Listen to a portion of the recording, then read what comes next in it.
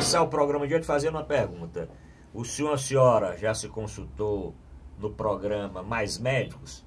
Um médico desse que chegou do exterior, com um médico desse cubano? Não?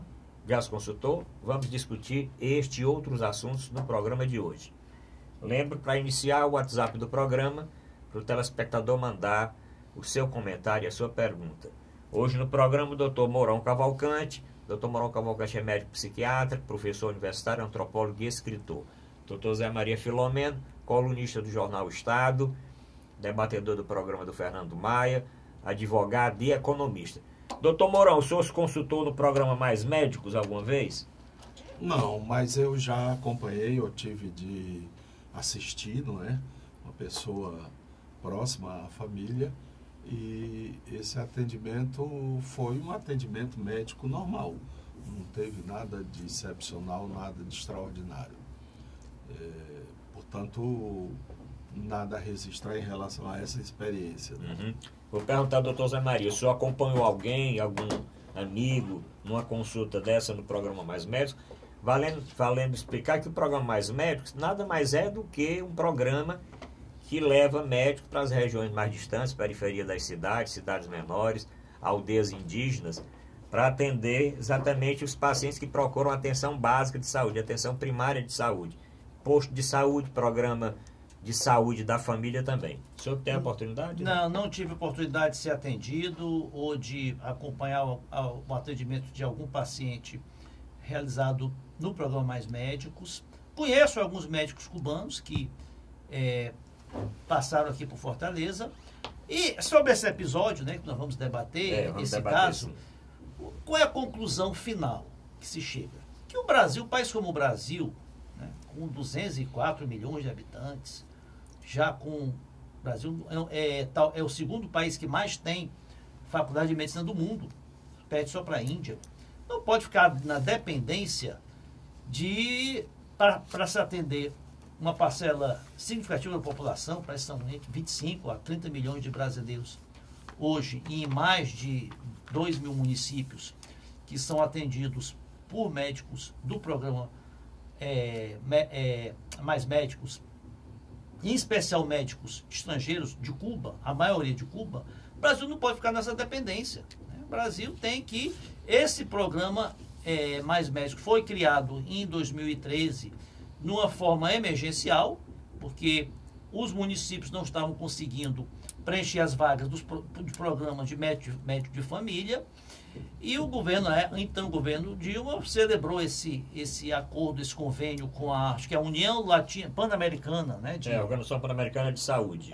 Que mandam médicos, a grande parte cubanos, para outros países em situações de emergência, situações onde há guerra civil, onde há uma ocorrência de terremoto, de catástrofes naturais, em que há uma demanda grande por médicos e que a nação não tem condição de assistir. O Brasil, passaram-se 5 anos, né? E esse episódio agora, esse entreveiro aí do presidente eleito Bolsonaro com o governo de Cuba, as críticas que ele fez de forma, acho que intempestiva, inapropriadas, embora algumas eu até considero que são procedentes, mas gerou aí esse conflito e que mostra que o Brasil está dependente, né, de médicos estrangeiros, do país estrangeiro, que é um total absurdo.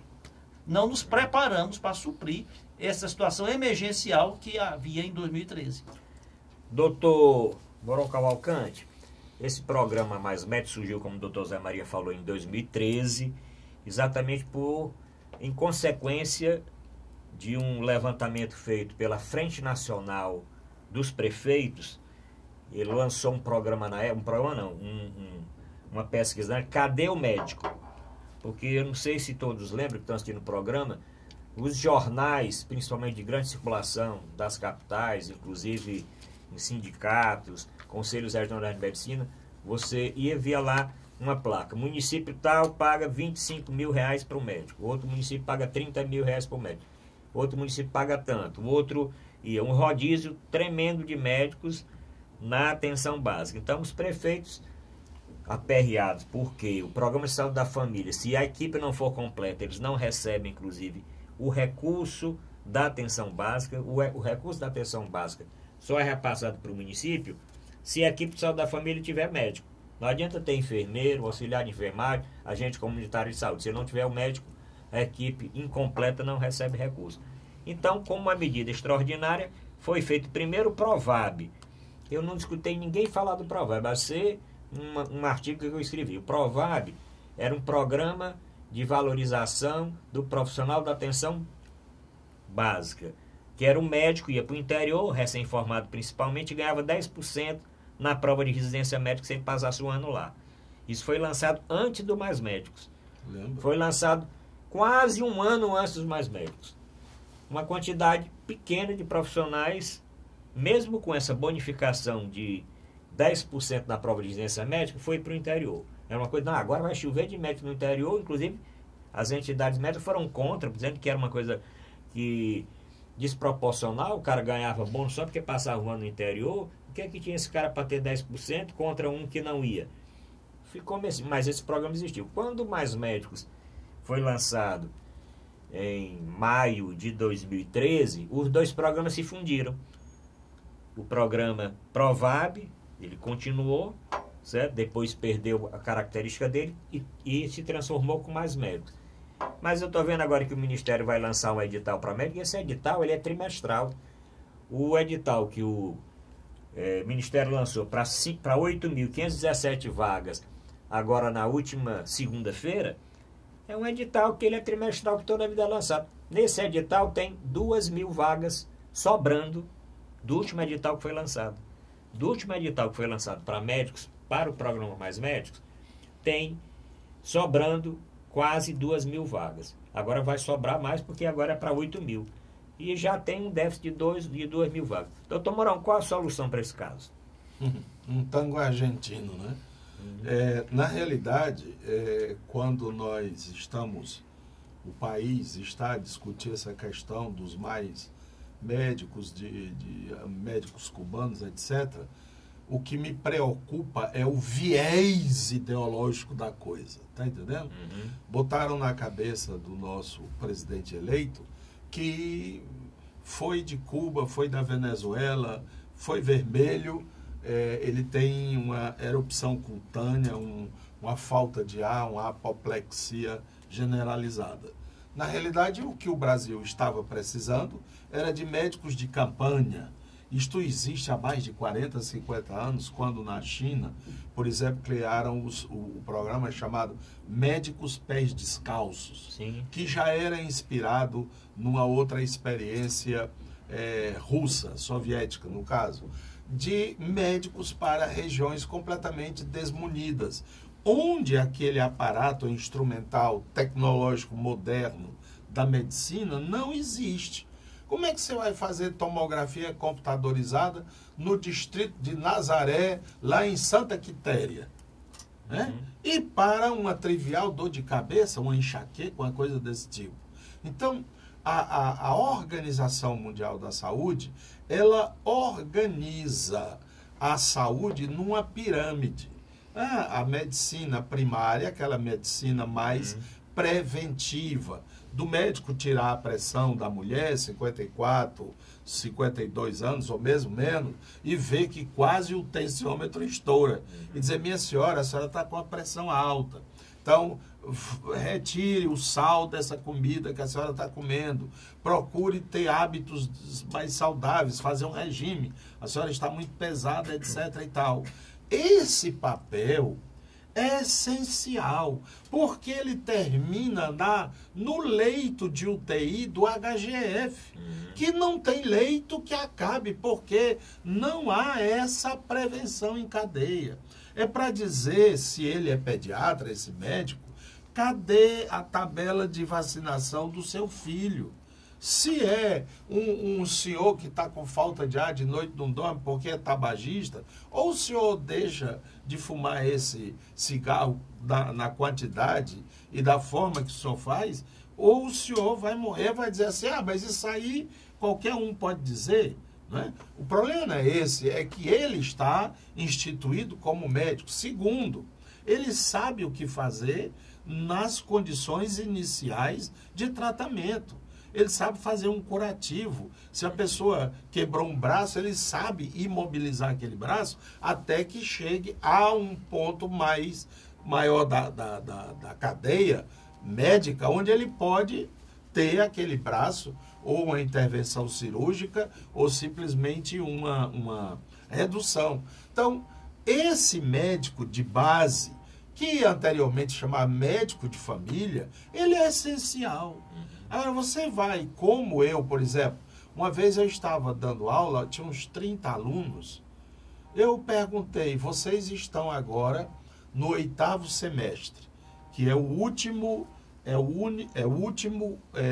semestre que é teórico, que tem aulas teóricas. Depois começa o internato, que são 2 anos, que é mais a prática clínica.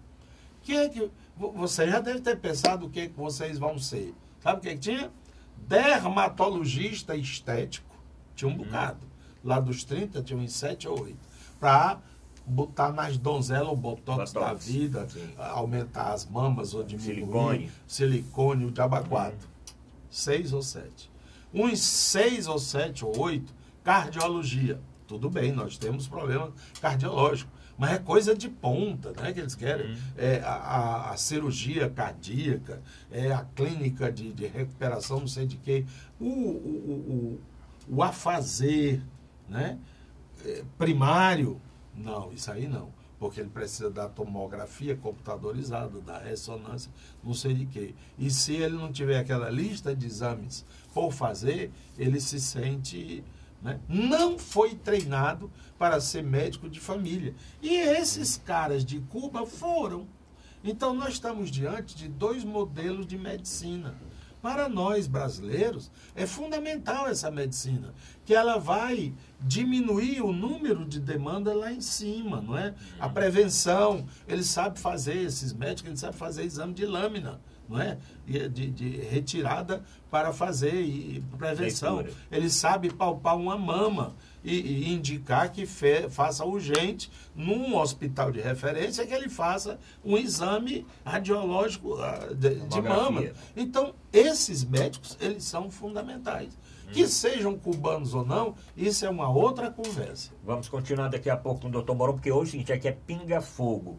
Né, doutor Zé Maria? Pinga-fogo. Eu queria só, voltando para o bem do edital, é porque eu não vejo as pessoas... eu acho que o governo que está saindo, o governo Temer, ficou também com esse abacaxi na mão, tem que dar alguma resposta. E o governo que está entrando podia não ter provocado essa discussão agora. O senhor já falou e eu concordo totalmente. Para que isso agora? E tem um detalhe... Quando e foi mal conduzido. Muito mal eu conduzido. Não quero mais esses médicos aqui, eles ajeitam as trouxas dele e podem ir embora. Não porque é isso assim. que pode negociar, vai fazer o seguinte, em 1 ano, vocês vão saindo e nós vamos substituir. Porque o problema é o seguinte... Ou então, Arruda, até dizer assim, olha, nós temos aqui 3 dificuldades. E ele aponta as 3 dificuldades. É que esses médicos não fizeram o revalida, que é a prova para saber se eles têm proficiência médica. Tem também a questão do salário, que boa parte fica com o governo e só uma parte vai para eles. O governo quer que ele receba todo. E terceiro, que se ele quiser trazer as famílias dele, que tragam. Então, sente-se e discuta isso. E o detalhe, exatamente, sente depois de assumir e discuta isso, porque esse convênio com a OPAS foi renovado ano passado com o Temer. Esse convênio é periodicamente Bem, o que acontece é o seguinte, o Jair Bolsonaro, ele anunciou na campanha, depois de eleito, que ia adotar uma política externa, uma diplomacia sem viés ideológico, né, criticando inclusive as ligações umbilicais do PT com Venezuela, Cuba, esses países aí que seguem essa linha bem à esquerda. E ele está fazendo exatamente a mesma coisa. Né? Ele, inclusive, nomeou um... Nós vamos tratar das indicações dele. Outra Ernesto, coisa, né? O embaixador. Exatamente, vamos tratar. Ernesto O que ocorre? As considerações que ele fez, algumas são até pertinentes. Questão do revalida. Eu vi alguns médicos, inclusive o doutor Luiz Guilherme, que é o coordenador do Mais Médico aqui no Ceará, dizer que como esses médicos eles vêm para atuar estritamente na questão do atendimento primário, como médico de família, não não fazem nenhum procedimento invasivo nos pacientes, não seria necessário se passar pelo Revalida, que é um exame muito mais aprofundado, Complexo. Muito complexo. Olha, eu discordo totalmente, né? Que não fosse o Revalida, que realmente é um exame muito difícil. Eu conversei com alguns médicos que formaram no exterior e dizem que é bastante complexo para passar no exame, mas algum tipo de avaliação tinha que ser feita. Que não fosse no primeiro momento, mas o programa tem 5 anos. Será que de lá para cá não deu tempo de fazer esse exame nos médicos? Outro ponto é essa questão dos salários dos médicos. Isso daí já está na justiça. Inclusive o TSE já tem ações de vários médicos cubanos e também, acho que tem até uma ação civil pública do Ministério Público do Trabalho condenando essa questão da retenção de 70% ou mais dos salários. E o nosso Tribunal do Trabalho já disse que é uma terceirização. É uma terceirização que o Brasil fez um convênio com Cuba ou com a ANASUL, né? Como é o nome lá do OPAS, e eles não têm vínculo trabalhista com o Estado brasileiro. É a questão que está na justiça. Não, aliás, não é só eles não. O Mais Médico não tem vínculo trabalhista com os brasileiros também não têm. Não existe carteira assinada nem para o médico brasileiro que é dos Mais Médicos. Não existe. Ele não tem vínculo empregatício com ninguém. Isso o TSE decidiu Ele tem um contrato. Quem fez reforma do trabalho pode estar exigindo alguma coisa de ninguém, né? Outra coisa, o doutor Mourão disse muito bem. O problema é que a estrutura médica no Brasil, do atendimento da saúde, ela é basicamente hospitalar ambulatorial. Nós não temos uma cultura daquele médico sanitarista, médico de família, né, que atende a saúde como um todo, né? O nosso médico, ele é voltado para curar a doença, para tratar da doença, não para tratar da saúde do paciente. O Brasil tem um número grande de médicos. Nós temos 450 mil médicos, que dá mais do que 500 médicos por habitante, que é um indicador aconselhado pela OMS. Né? Inclusive, nós formamos mais de 20 mil médicos por ano. O Estado do Ceará forma 750 médicos por ano. Quer dizer, é um número que daria para suprir os médicos de Cuba que estão aqui hoje. Ocorre que os nossos médicos, né, eles estão muito mais voltados para se especializarem. Né? Assim que saem da faculdade, já buscam uma residência médica e depois uma especialização. Não temos a cultura de médico de família como são esses cubanos. Né? Daí essa dificuldade grande de preencher as vagas. Um outro detalhe aqui, porque aqui como eu participei do Mais Médico desde o começo, eu sei todos os detalhes. Inicialmente, o número de vagas do Mais Médico é 18.500 vagas. 18.500 vagas. Atualmente nós temos 2.000 vagas sobrando. Médicos oriundos do convênio com a OPAS, já nós tivemos aqui um pico de 11 mil, hoje está em 8.500, porque isso está se reduzindo. Só que essa redução de substituição de médicos intercambistas da OPAS por brasileiros, ele é lenta, mas já foi 11 mil e hoje está em 8.500. Então está sendo reduzido, caminhando, embora lentamente. Agora, os médicos intercambistas que vieram para o Brasil e até os médicos brasileiros, eles têm um contrato de 2 anos para atenção básica. E eles saem como especialistas porque tem os preceptores de Mais Médicos. A Escola de Saúde Pública aqui no Ceará, que fez todo esse trabalho, e existem os preceptores médicos brasileiros do programa. Eles saem especialistas brasileiros, que passam 2 anos, eles saem com o título e formados como especialistas, porque os preceptores acompanham, e esses médicos estrangeiros também. Então tem esse detalhe. O programa Mais Médico não é só o médico, lá tem essa parte de formação também do profissional. Inclusive para os brasileiros formarem a cultura da atenção básica. Então isso é uma questão de tempo, claro. Com a lei do teto de gastos, agora, sem que ter não muito pode, investimento, isso aqui é diminuir. Agora é interessante que as entidades... É o Brasil ficar dependente de uma nação estrangeira para suprir seus médicos. Está dependente. Olha a crise que se criou aí. Mas deixa eu explicar. Mas deixa eu ver por que está dependente. Você lança um edital para 18 mil vagas. Prioridade 1, brasileiros formados no Brasil. 2 mil comparecem. Ficam 16 mil vagas sobrando. Segunda opção, para o restante das vagas. Brasileiros formados no exterior, em qualquer local. Mais 1.000. 3 mil. Terceira opção, estrangeiros formados em qualquer lugar do mundo. Vem mais 500. Quinta opção, vem CAOPAS. Tu tem como fazer um convênio e vir médico de algum lugar para suprir essas vagas? Então você tem duas alternativas. Se os brasileiros... Ou o Estado impõe, olha, aquele que se forma na universidade pública, que foi custeada pelo Estado durante 6 anos, vai ter que ter um serviço médico durante 2, 3 anos no programa Mais Médicos. Ou aquele que também se beneficiou do FIES. Eu acho que isso vai ser colocado. Ou então, é na lei da oferta e da procura, meu. O governo pague mais. Hoje é 11.800, ofereça 12, 13, 14, 15 mil para ver se atrai os médicos brasileiros. Aí tem 2 aspectos do que vocês estão falando que eu acho que era bom reforçar. O primeiro é que antes, né, os programas de saúde da família os médicos eram contratados pelas respectivas prefeituras. Aí, o que tem de médico ainda hoje procurando receber esse salário é isso que o Bolsonaro disse, que os prefeitos mandaram os médicos brasileiros embora para receber os médicos contratados pela... Não, porque eu sei que isso é verdade, mas... Porque as prefeituras tinham esse recurso.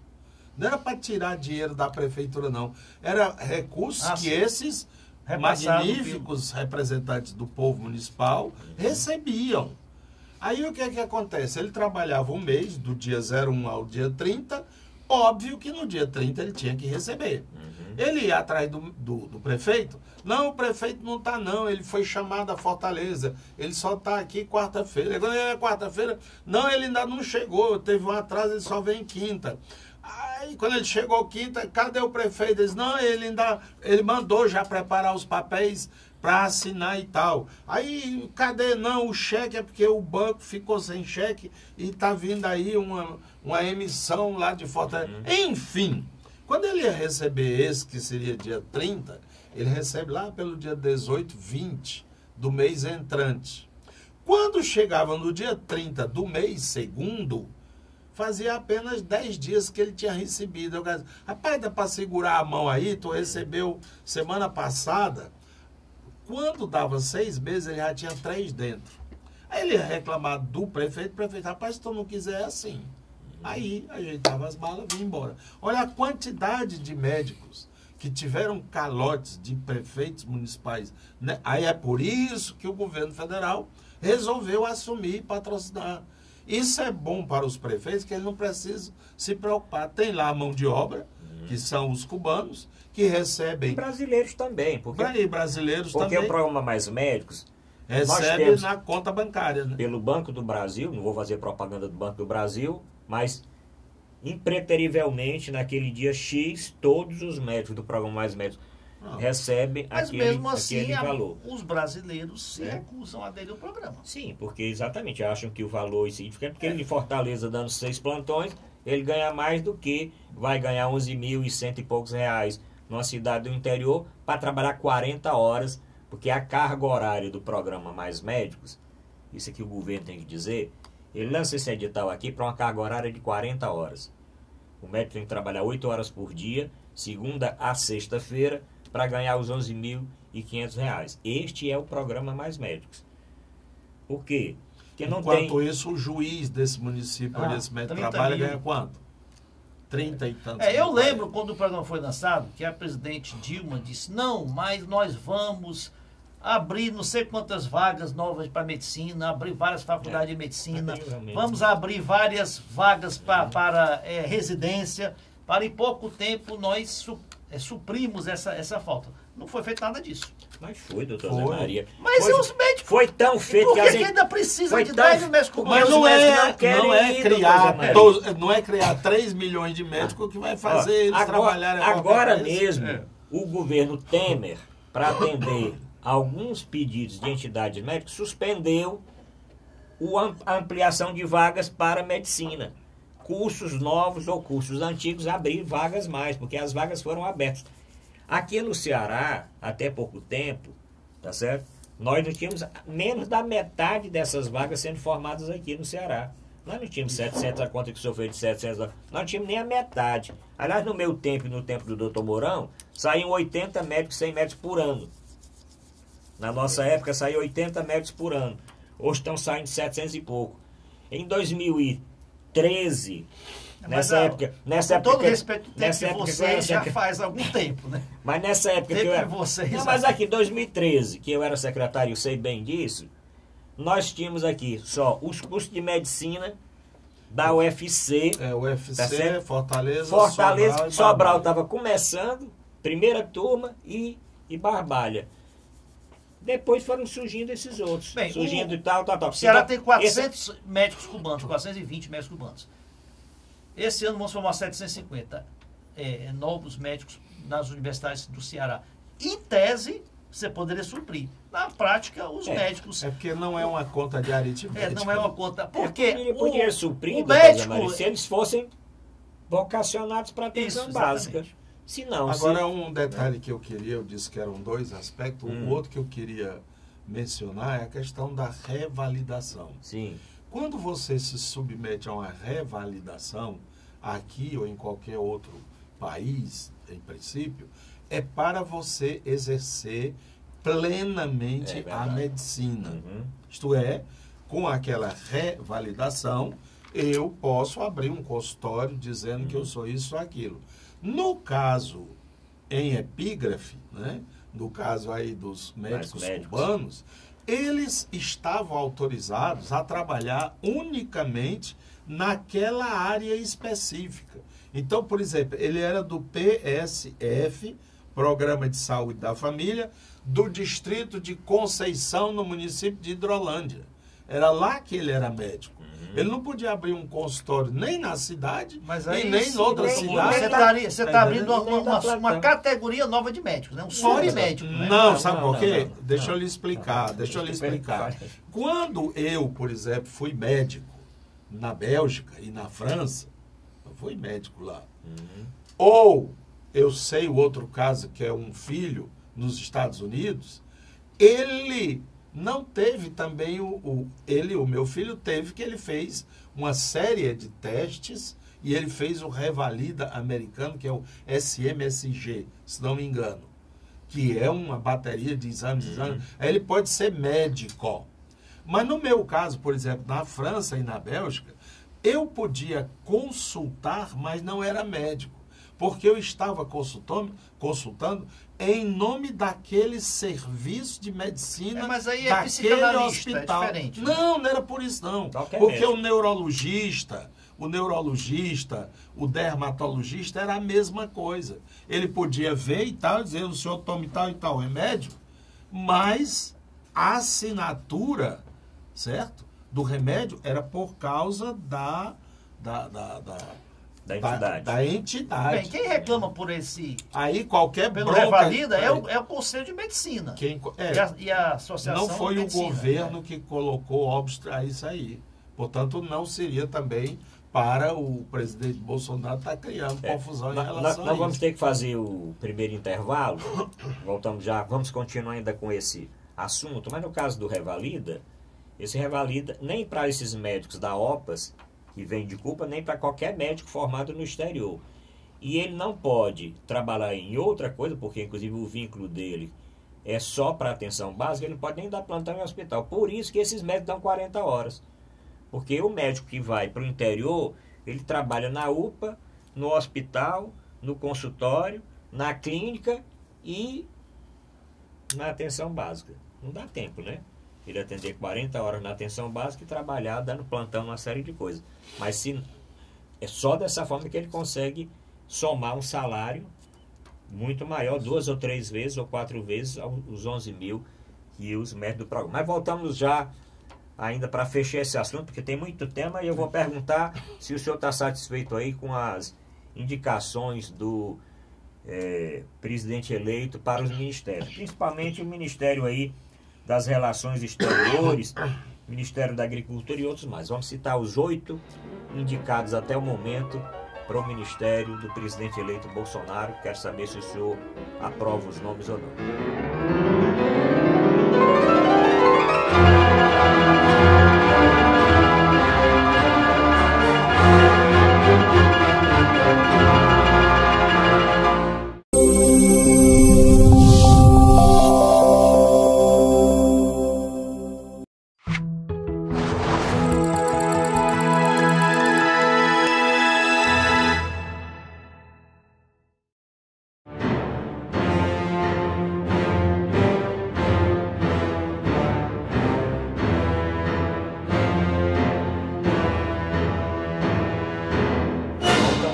Bloco aqui do Dimensão Total, dizendo que o nosso programa tem a produção do Ronald Machado. Não esqueci não, Ronald.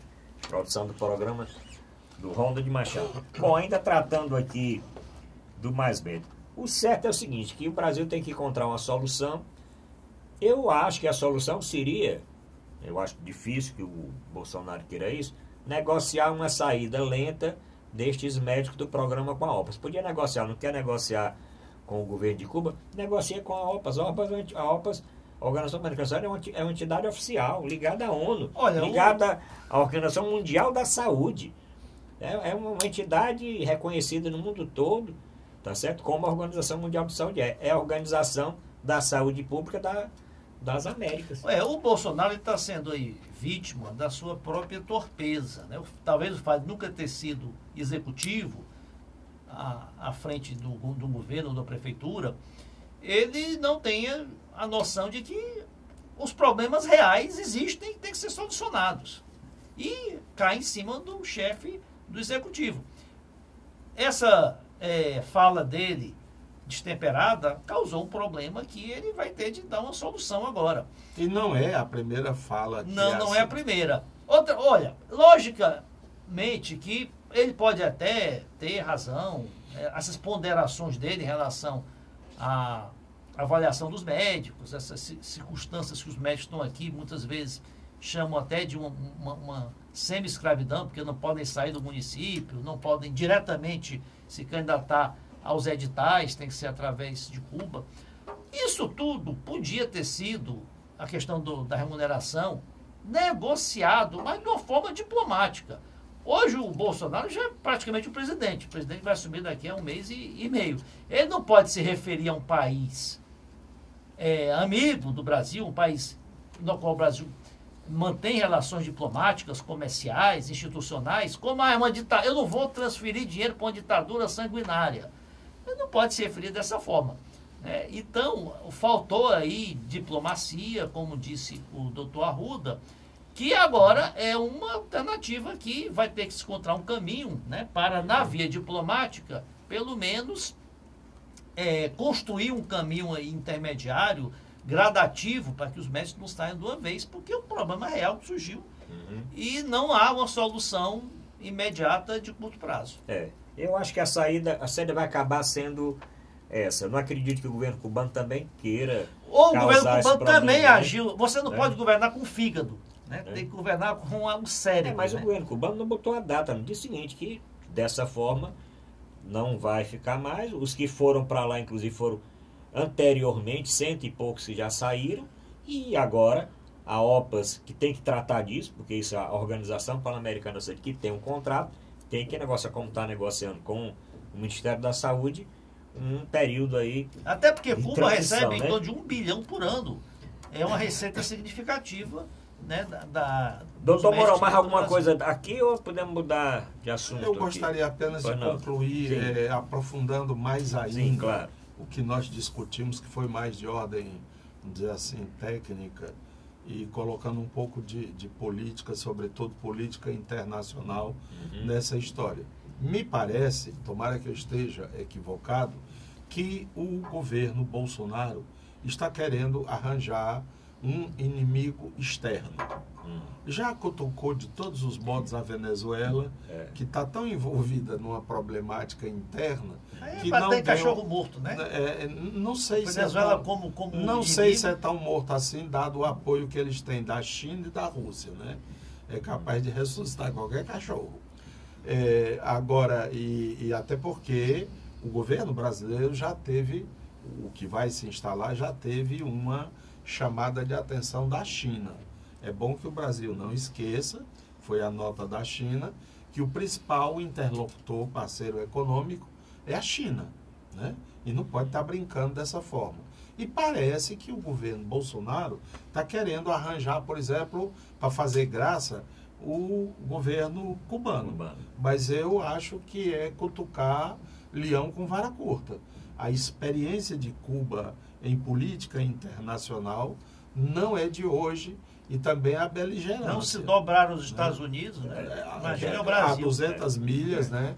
Fizeram um arsenal nuclear. Fizeram revoluções em diversos países da África, né? Moçambique, Angola, etc. e tal.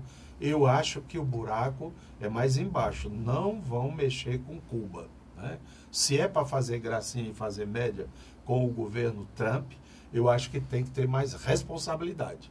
Eu acho que você pode romper um contrato, até um contrato tipo casamento, mas fazer isso com civilidade. Olha, aqui há 3 pontos que nós não concordamos. Nós vamos discutir isso aqui, estou aberto, chama a comissão, a OPAS, o governo cubano, chega a um acordo ou não chega. Se não chega, então vamos fazer aqui um processo gradual de substituição, pagando o que deve e o que não deve. Mas dessa forma, eu acho que isso eu enquanto brasileiro, eu acho que é uma atitude irresponsável. Ele não está medindo a consequência dos seus atos. Não dá para ser dessa forma, com quem quer que seja. Doutor Zé Maria, mais alguma coisa para encerrarmos esse assunto? Porque nós temos que falar aqui dos 8 ministros indicados. Não, sobre esse assunto Vamos começar a falar então que tem a ver com esse assunto, com o indicado para ministro das Relações Exteriores, que foi um dos que gerou mais problema, né? Que é o embaixador Ernesto Araújo. Ernesto Araújo, aliás, todo mundo ficou assustado, porque você indica uma pessoa, Ernesto Araújo. Bom, Ernesto Araújo, embaixador tal.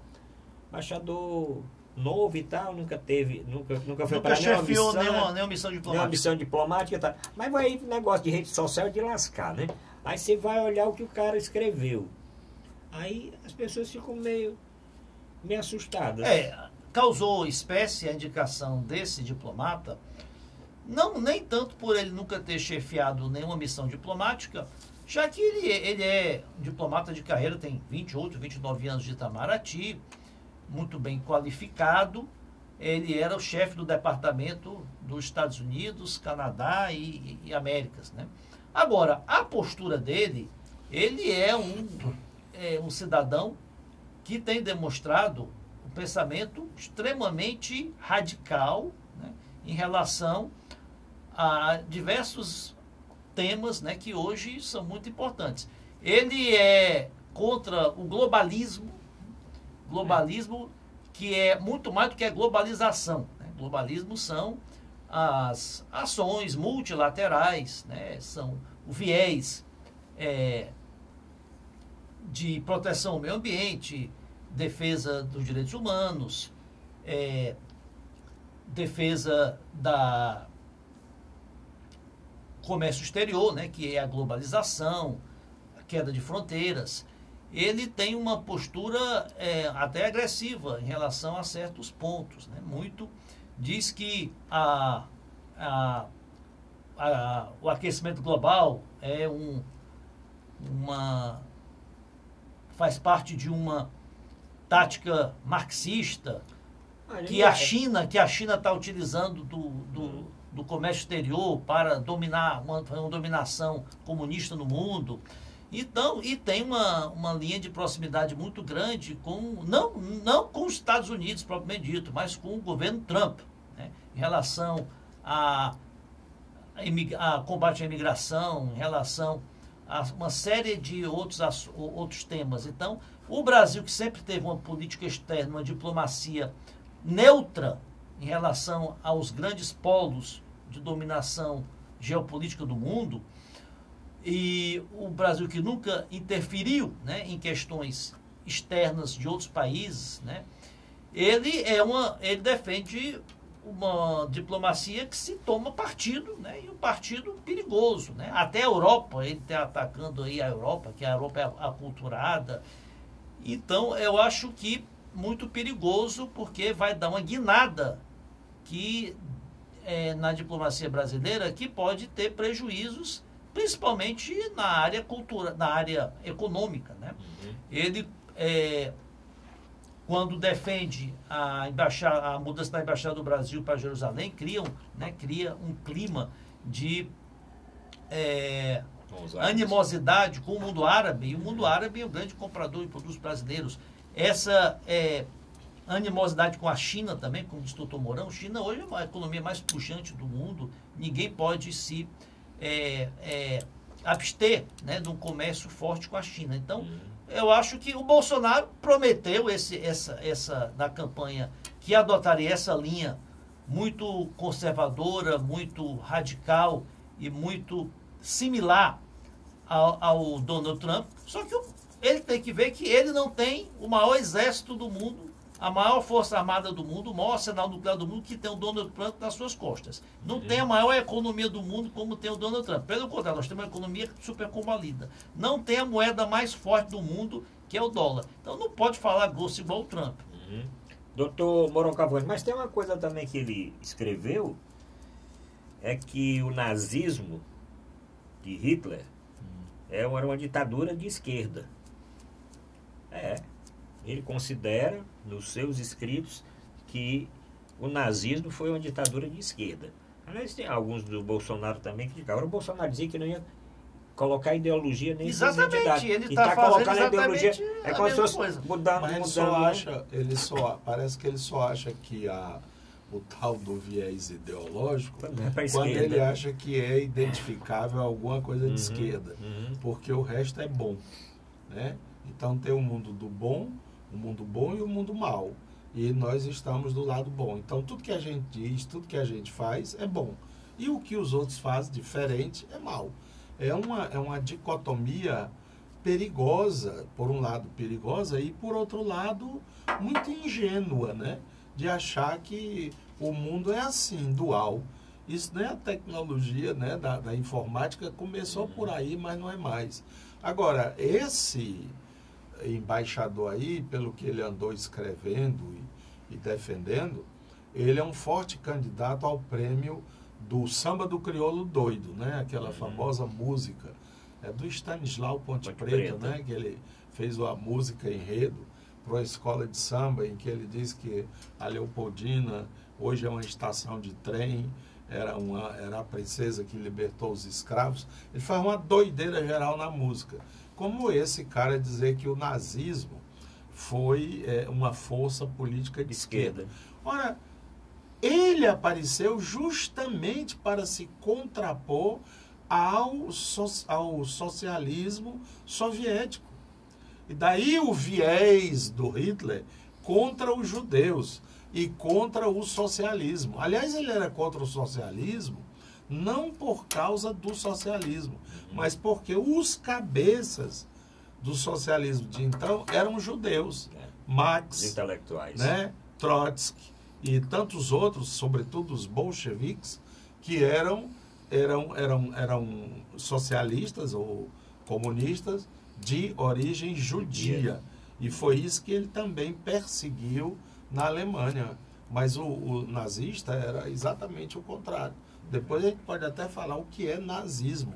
E mandar até uma cópia para isso. Criticou o Mercosul, né? Sim, criticou... de A a Z, né, doutor? Agora eu queria só citar aqui os nomes, doutor Mourão Cavalcante?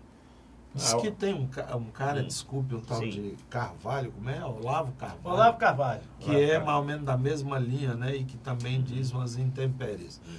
Isso me cheira muito a conhecimento ou cultura autodidata.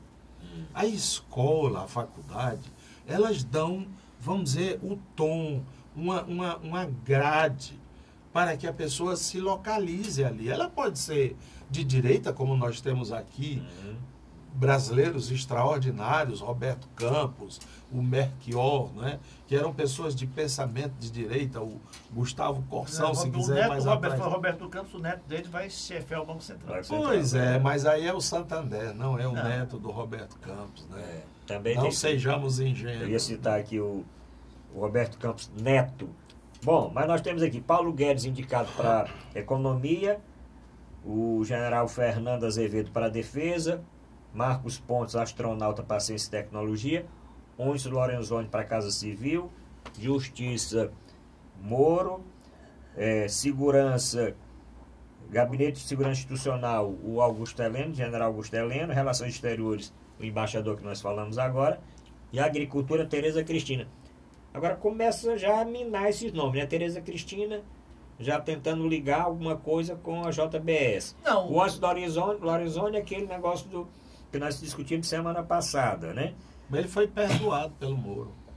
Ele foi perdoado. Ele pediu desculpas. Né? Ah, sim, aquele negócio que ele pediu. Mas, doutor Zé Maria, esses nomes aqui... Olha, a exceção desse diplomata que vai para o Itamaraty, os outros nomes são nomes, pessoas preparadas, que não pesa nada de gravoso, né, nos seus currículos, e que tem que se dar o voto de confiança, porque são pessoas aí que o presidente, né, os ministros são assessores do presidente, e cabe a ele escolher entre os que ele entende mais capazes.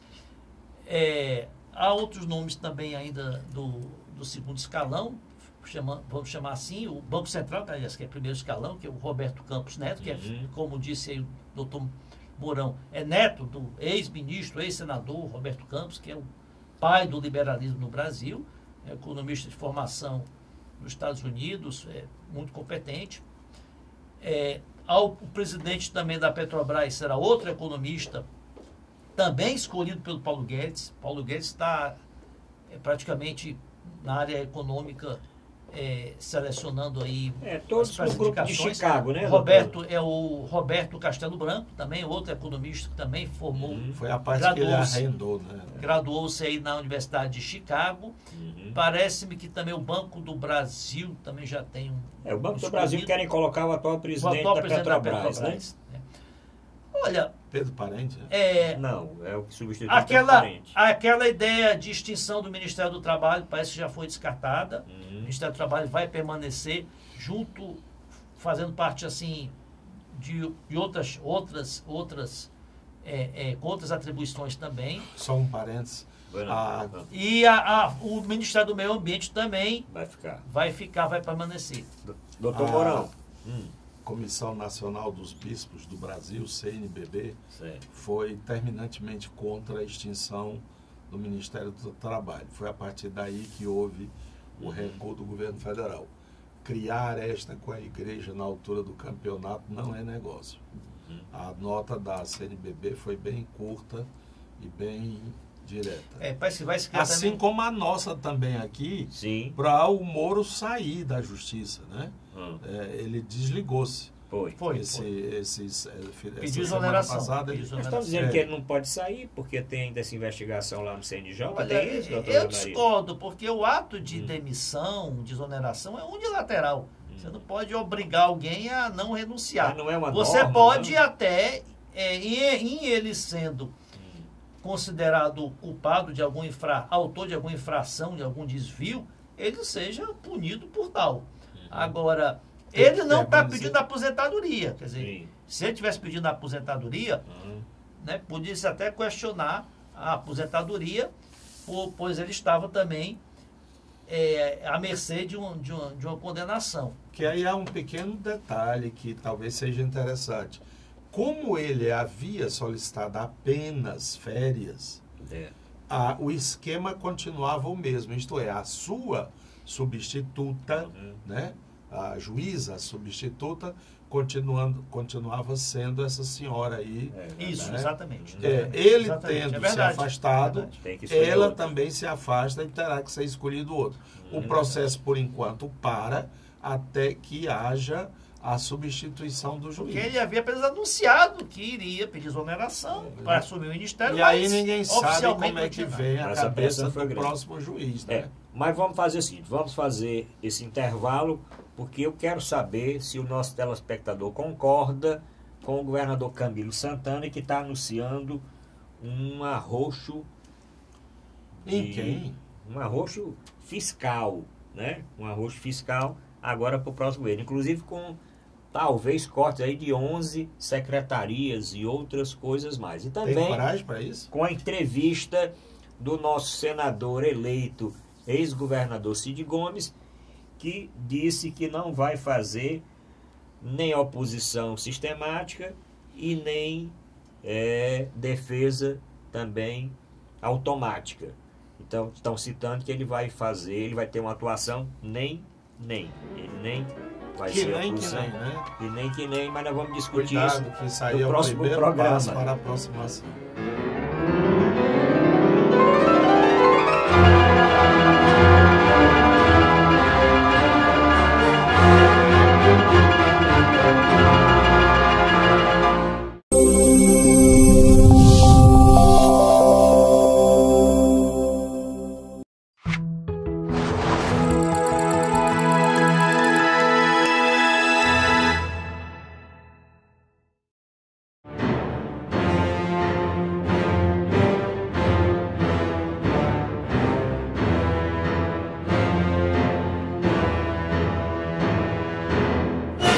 Vamos logo entrar por aí. Doutor Mourão, e essa entrevista ao jornal Estado de São Paulo, uma entrevista longa do nosso senador eleito Cid Gomes, que falou, dentre outras coisas mais, ele elogiou o Rodrigo Maia, dizendo que o Rodrigo Maia dá uma certa segurança, né, na Câmara, e ele quer formar um bloco de aproximadamente iniciar com 17 senadores, envolvendo o PDT, o PSB, a Rede, o PPS, o PHS e o PRB, para fazer o que ele chamou de oposição programática. Legal. Como isso vai ser a partir do próximo ano, já em janeiro, em fevereiro tem carnaval. Então é bom que se formem os blocos já em janeiro, né? Se dura até o final do carnaval, aí já vira uma instituição. Tenho minhas dúvidas, eu acho que na realidade, quando é histórico, quando os Ferreira Gomes começam com essa história de dizer uma oposição, como é o nome? Programática, não sei o quê, mais um empurrãozinho e ele adere ao governo.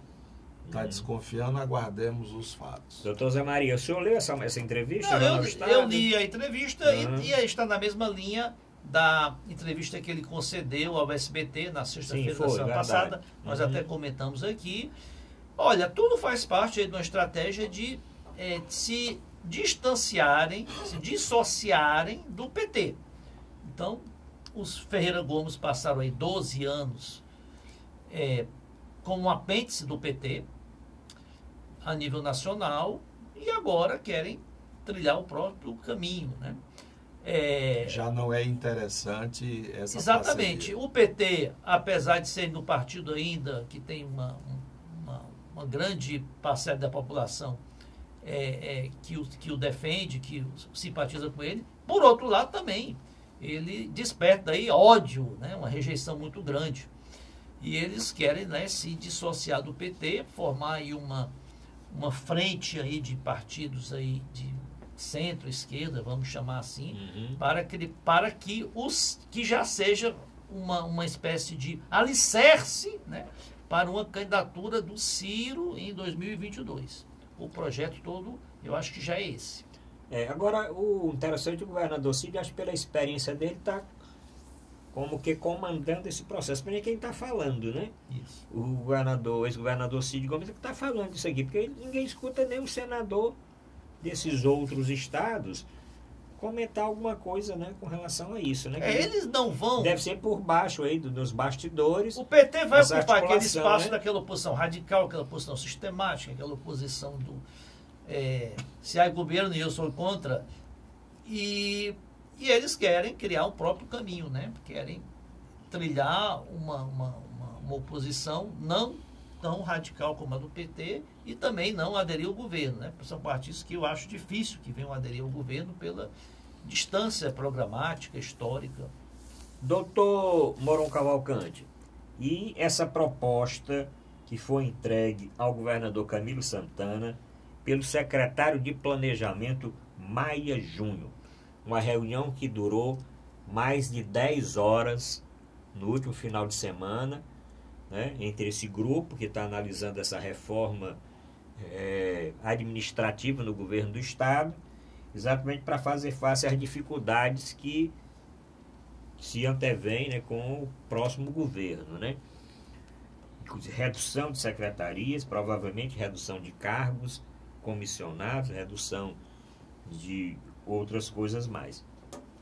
Bom, há muito tempo que nós temos destacado aqui que vai ser difícil governar com tamanho apoio, né?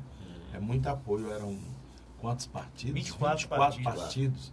E alojar isso em um ubre, né? Precisa muitos peitos, né? Porque é muita gente querendo mamar. E se ele vem com a proposta de reduzir, né, as tetas, aí é que a coisa fica complicada. Vai haver muito ranger de dentes. E tem muito deputado que dançou nos votos, que está aguardando, enquanto suplente, que os titulares sejam convocados para ser algum tipo de secretário aí, para eles poderem também participar do banquete. Aí que ter coragem, né? E tomara que no começo assim, do governo ele tenha. Mas tenho minhas dúvidas. Eu só acreditarei vendo. Agora, essa história de tem 30 e tantas secretarias, vamos reduzir para... São 26 hoje, né? 26, são 26. Vamos reduzir para 13. Mas se for para botar agregados e anexos e puxadinho em outras secretarias, não adianta nada, não. Vai ser só para enganar. Doutor, Agora tem 3, por exemplo. Sim. Só, eu me lembrei agora. Secretaria de Agricultura, tem a ver com chuva, terra e... Né? Secretaria de Recursos Hídricos e de Reforma Agrária. Reforma Agrária. Isso tá, ainda tinha da pesca, ainda existe da pesca? Tem, né? Tinha o Ministério, né? Não, estou dizendo aqui, tinha a Secretaria da Pesca. Não, tinha também, era aquele de Capuí, como é? De Capuí, Dedé Teixeira foi para a Agricultura. Quem era? Foi o Abaquite, foi durante um tempo, e depois... Aí não falta quem ocupe, não. Na realidade, eu queria ver ele ser corajoso se ele tivesse anunciado isso antes da eleição, né? Falar para esses 24 partidos, olha... Não, eu acho que precisa mais coragem agora, é fazer. Agora, ele está eleito, 80%, não pode ser candidato à reeleição, não tem mais reeleição. O momento de arrochar, de dar notícia ruim é agora, no começo do mandato. Já parece que já há estudos de fundir a Secretaria de Fazenda com Planejamento, né, nos moldes do governo federal, que vai ter o Ministério da Economia. Será que o Maia Júnior será esse super secretário? Ele está se colocando como tal. Paulo Guedes. Não acredito que o Mauro Filho venha volte para ser secretário da Fazenda, ser esse super secretário. Até porque eu acho que os Ferreira Gomes precisam de apoio até logístico em Brasília para essa arrancada que eles querem. Não acredito que o Mauro Filho vá... Alguns comentam até que ele viria para abrir espaço para um suplente assumir, mas acredito que ele se prestaria a isso. Ele já está há muito tempo já fora passou do legislativo. Ele já passou, né, 3 mandatos de deputado estadual sem exercer na Assembleia. Eu acho que tem que fazer isso mesmo. Eu acho que ele tem realmente que... Se há espaço para enxugar, para reduzir a estrutura, reduzir a máquina, sem perder a eficiência, eu acho que sempre é para ser assim, né? É para ser... Porque só agora? Porque não fez isso no ano da eleição? E a informação diz que o governador Camilo Santana não tomou nenhuma decisão, mas é claro que a previsão é de momentos mais difíceis, né, em termos econômicos para o nosso Estado. E, à frente disso, já há algum tempo, está o nosso secretário Maia Júnior, secretário do Planejamento. Na época da que é do PSDB, né? Ou está licenciado do PSDB. Na época da presidente Dilma, o governo aqui mais ou menos colocou as secretarias similares Exatamente. ao governo. Inclusive, agora é aprovado, inclusive né? os partidos ocupantes, né? Exato, O PCdoB verdade. tinha o Ministério O de esporte. do Esporte, teve né? o esporte aqui. Aqui, Teve o exatamente. Ciência e Tecnologia, Também, que depois. foi o Aldo Rabelo, depois teve aqui Depois o também aqui, Inácio o Arruda. exato, O verdade. PDT também, parece que... o PDT é o próprio governo, né? Olha, eu acho que esse tempo de lotear governo, lotear secretaria, para dar para o partido tal, partido B, eu acho que esse tempo tem que ficar para trás. Eu acho que nós temos uma nova etapa em que os governantes não podem mais utilizar da máquina pública, né, como moeda de troca. Mas, além de ser ligada à área de agronegócios, essa senhora que foi escolhida para ministra Tereza da Agricultura Cristina. é do DEM, né? É do DEM. Não por acaso. É do DEM. Não por acaso. Aliás, o DEM Mas tá ela bem- não foi indicada pela direção do partido. Não, não foi Nenhum dos indicados do DEM até agora. O da saúde também, parece que é do DEM. O deputado que vai ser o ministro da Mandetta saúde. não o está Mandetta. ainda certo. E né? o Ondes Lorenzoni. São escolhas pessoais do Bolsonaro. No não caso foram da escolhas- Tereza Cristina, as pessoas estão sendo indicadas mais pelas frentes, né? Isso. Pelas bancadas ele não sei de não- quê, de diversos ele- partidos, né? Parece que o núcleo político do governo Bolsonaro não acredita em partido, né? Ele acredita muito mais nesses Blocos. blocos, né? Então tem o do agronegócio, É. tem a evangélica, Aham. tem que sair o ministério do Magno Malta. Magno né? Malta, Tá esperando.